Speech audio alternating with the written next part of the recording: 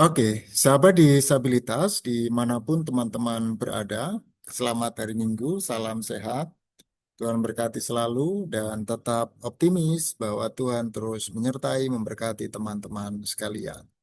Di tengah-tengah konvensi Asosiasi Pastoral Indonesia yang dilakukan mulai hari Kamis sampai dengan Minggu hari ini, saya menyempatkan untuk berbagi video pengalaman dengan teman-teman sekalian ya.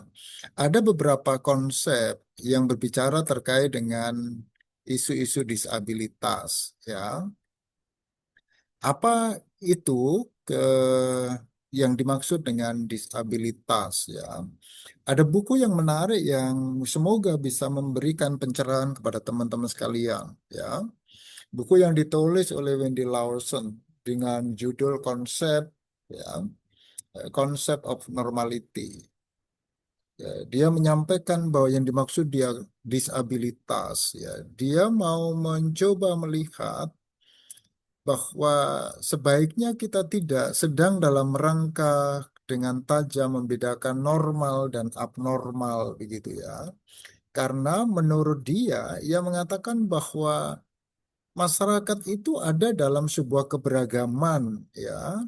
Ada yang pendek, ada yang tinggi, begitu ya. Ada yang berambut keriting, ada juga yang berambut lurus, ada hitam, ada putih, gitu ya. Nah, justru yang disebut normal itu adalah ketika ada keragaman, ya. Jadi disabilitas merupakan keragaman yang lahir di tengah masyarakat. Itu katanya, ya. Jadi yang namanya disabilitas, tidak disabilitas itu bukan sesuatu yang kemudian patut untuk dipertentangkan, ya. Karena normal ya, justru menjadi abnormal adalah ketika semua orang laki-laki saja atau perempuan saja. Maka normal, abnormal itu bukan hal yang penting untuk kemudian diperdebatkan. Ya. Yang kedua adalah tulisan dari V.C. Mark ya di buku Disability in Jewish Law ya. Dia mau mengatakan teman-teman bisa cek di halaman 49 ya. Ketika pendapat yang mengatakan bahwa kekekalan, if immortality is perfection, ya, bahwa ketika keabadian, kekekalan itu adalah sebuah kesempurnaan, ya, dari ketidakkekalan atau kefanaan, ya, yang konsep ini dipengaruhi oleh bacaan di Kitab Kejadian pasal yang kedua ayat yang ke-17 ya. Maka ia mau mengatakan berdasarkan konsepsi ini, maka yang disebut dengan disabilitas itu ya memang bawaan gitu ya. Jadi ketidakmampuan, ketidakkekalan ya, keterbatasan itu bawaan, bayi orok gitu kan, itu gawan bayi kata orang Jawa ya.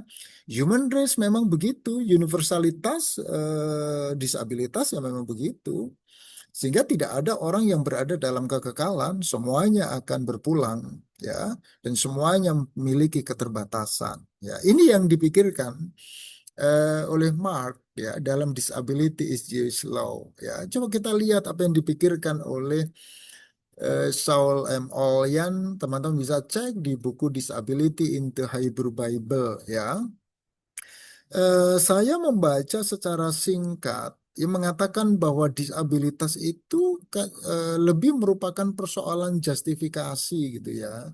Coba kalau kita baca di beberapa teks, ia mengutip beberapa teks Alkitab, misalnya di Kitab Imamat pasal 21 gitu ya, yang menyatakan tentang persyaratan ya.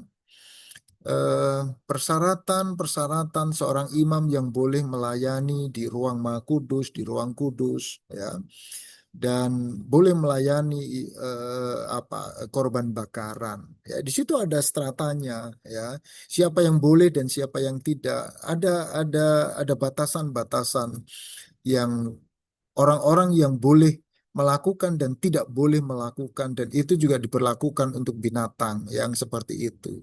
Nah, apa yang mau disampaikan itu mau mengatakan bahwa itu lebih kepada persoalan normalitas dalam pengertian apa? Bahwa yang tidak sesuai standar pada akhirnya distigmakan tidak layak menerima atau tidak layak menyampaikan korban, gitu kan? Maka dipinggirkan.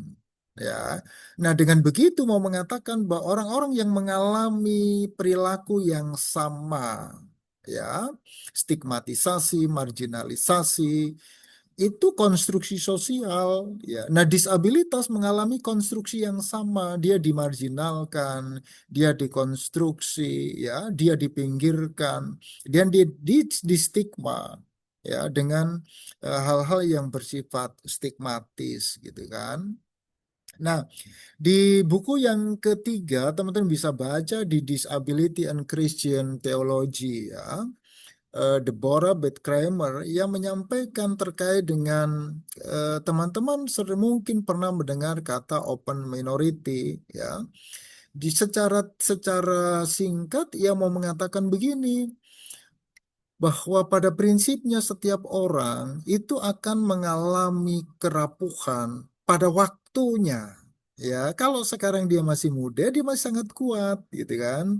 Tapi pada satu titik ia akan mengalami yang ia sebut dengan open minority, nggak mampu melakukan seperti ketika ia masih muda, berjalan pun sulit, tertati-tati, berjalan harus dengan tongkat dan lain sebagainya. Maka diskusi tentang disabilitas dan tidak disabilitas, normal dan tidak normal, baginya nggak penting. Maka yang penting adalah bagaimana kemudian kita sebagai manusia itu membaca tubuh kita dalam perspektif apa? Reflektif, gitu kan.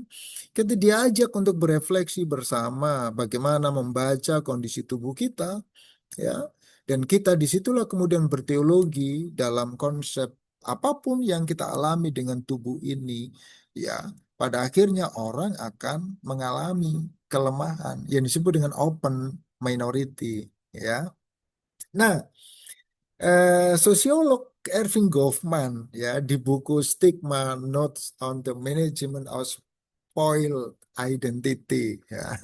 Saya rasa ini menjadi menarik ketika kemudian setiap orang yang tidak sesuai dengan standar itu menjadi spoiled identity, identitasnya menjadi tercemar, gitu kan.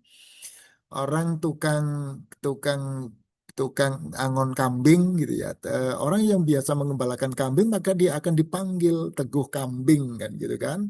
Orang yang biasa beli memotong anjing akan dipanggil teguh anjing, kan, gitu kan.